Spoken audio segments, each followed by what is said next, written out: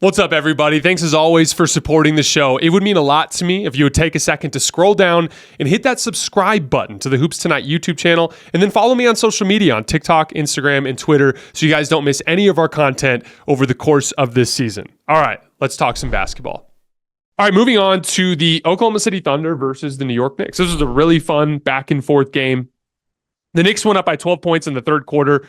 At one point, they made their first 5 threes in the third quarter as they went on a run. The Thunder bench brought them back. Jalen Williams just was ridiculous, had everything going. He was scoring at the rim. He was making these like push shots in the lane. He had probably the best dunk of his career so far. This like transition push where he dunked on Dante DiVincenzo and Miles McBride like in like a sandwich contest, and he just went up over both of them. It was one of the most impressive athletic plays of his career to this point. He made 7 pull-up jump shots in this game, all of them from 2-point range. Now, James Harden has recently just barely snuck past him in this list, but he's still the second best pull-up jump shooter in the league this year at a minimum of 300 attempts, getting 1.11 points per pull-up jumper. Crazy thing is, most of them are pull-up twos. He takes 5.1 pull-up jumpers a game.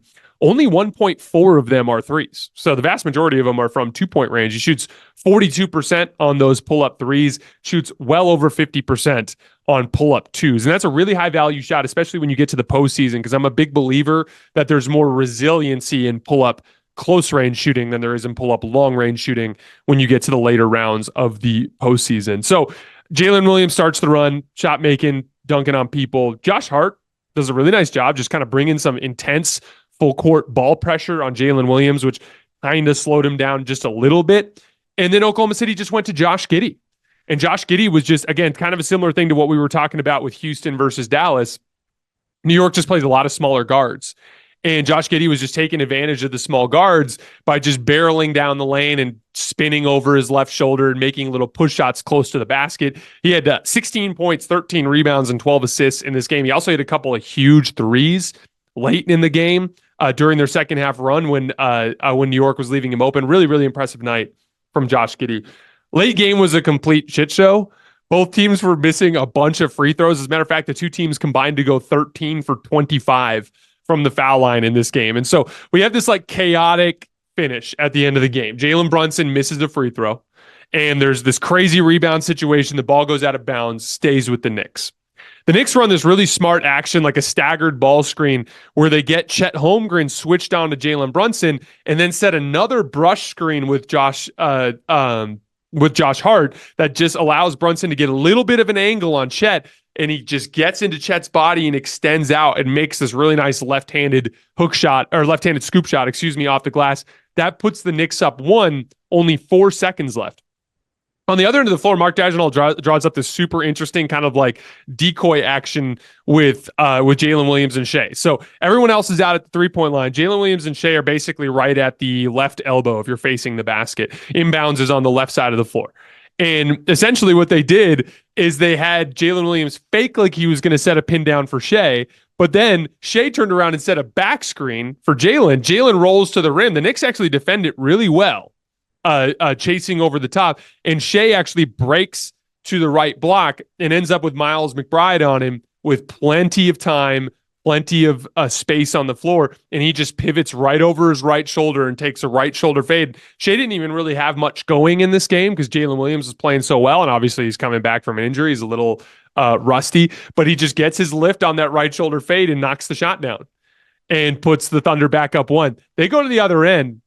It was off of a different action, but they more or less get the exact same mirror image look for Jalen Brunson. So this time it's on the right kind of block extended, but Jalen Brunson is a left-handed shooter. So he pivots over his left shoulder, takes the same type of fadeaway shot over the same kind of like dominant shoulder on the baseline, and it's dead on straight, but he leaves it short, and the Knicks end up losing. So I want to go back to Jalen Williams for a second. I want to use 3 plays to demonstrate just how crazy Jalen Williams is going to be in this league, just how crazy good he's going to be. First, the transition dunk. So on this play, Precious Achiuwa is in the front court. He's trying to knock around an offensive rebound. I can't remember who it was, but somebody on the Knicks misses a 3. On the tap out, Jalen Williams is dribbling the ball up the right side of the floor, and you can see him look to his left and identify that Precious is trailing the play. He looks up the floor, and he sees Miles McBride is right in front of him, has stopped the ball. The other three guys, the other three Knicks are all kind of flaring out to shooters. No Knick actually just runs to the rim, which is always like, it's basketball, it's rim, basketball, shooters. It's like an order of operations when it comes to transition defense. And a lot of coaches teach stopping the basketball first, because if you stop the basketball first, that buys time for other guys to get back, if you can make him turn or change direction or something like that. But either way, basketball always comes before wing shooters. But he looks up the floor, sees Precious Achiuwa trailing the play, looks up the floor, sees Miles McBride in front of him, but sees everyone else kind of splaying out to the three-point line. And behind the half-court line, like 10 feet behind the back-court line, Jalen Williams goes, fuck it, I'm going for it. And he just like hits the Jets, bodies Miles McBride, shoves him off, rises up, and just throws it down. There's a token contest on the side for Dante DiVincenzo, but he has absolutely no chance. Just a ridiculous athletic play. And again, it's the recognition of what's happening on the floor. It's the size advantage, just as the ball handler with his size, strength, and athletic tools, and then the incredible straight line force and athleticism that he brings to the table. Second play, a fourth quarter hesitation pull-up jump shot on Alec Burks. This actually might have been in the third quarter. I can't remember exactly when it was. But he gets Alec Burks in isolation at the top of the key. And he's kind of working, mixing off the dribble, and he hits him with a hard between the legs dribble step back. And when he makes the move, Alec Burks like stutter steps back and like lands with his heel all the way back on the foul line. And so Jalen Williams has realized like, oh, like he can't guard me without being way back on his heels. So he knows he's going to have an easy pull-up jumper. So he gets the ball back into his left hand and takes a hesitation dribble, just a high hesitation dribble, just to kind of reset his rhythm. And then he rises straight up and down and knocks down the jump shot. What this demonstrates to me, in order to guard Jalen Williams, because of his crazy downhill force, which is what we talked about earlier, you have to be on your heels. You have to be constantly looking to give ground back into the right or back into the left. If you play up on him, he's just going to go right around you. And so he gets these really high quality pull-up jump shots.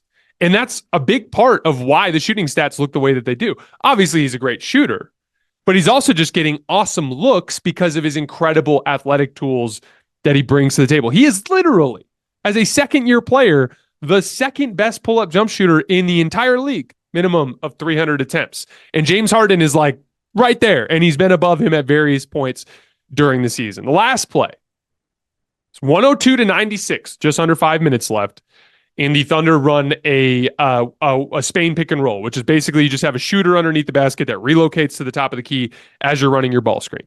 And the shooter in this case is Shai Gilgeous-Alexander. The ball handler in this case is Jalen Williams. The screen setter in this case is Aaron Wiggins. Josh Hart is on Jalen Williams.